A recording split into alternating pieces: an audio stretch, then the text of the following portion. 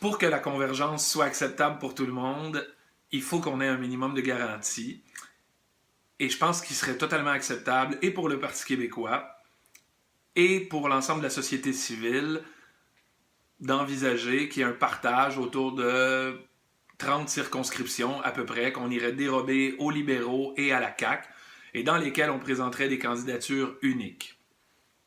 Dans ces 30 circonscriptions-là, je pense qu'on pourrait aller en chercher une douzaine pour Québec solidaire, des prenables, des circonscriptions qu'on serait capable, grâce à l'électorat du Parti québécois dans ces circonscriptions-là, d'aller ravir, comme je le disais, aux libéraux et à la CAQ.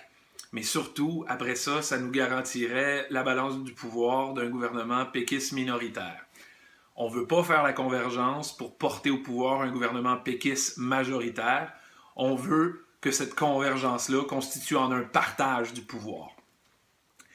Et donc, si on fait ça, outre le fait qu'on se donne une garantie, c'est de bonne guerre, je pense, dans le contexte, mais on est surtout en train de se doter d'une opportunité d'avoir une vraie voix à l'Assemblée nationale, une vraie voix dans les médias, de multiplier les visages de Québec solidaire auprès du public et sur le terrain, d'avoir 10, 12 nouveaux députés supplémentaires qui viennent travailler sur le terrain et garantir qu'en 2022, quand la réforme du mode de scrutin aura eu lieu, ben, un travail de terrain incroyable a été fait. Parce qu'on le sait, quand on nous élit, d'habitude, on nous réélit. Après, c'est comme ça depuis le début de Québec solidaire.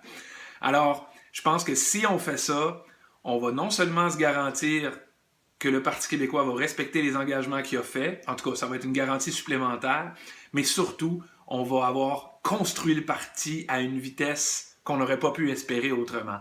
Et ça, pour le Québec, pour Québec solidaire, c'est vraiment intéressant.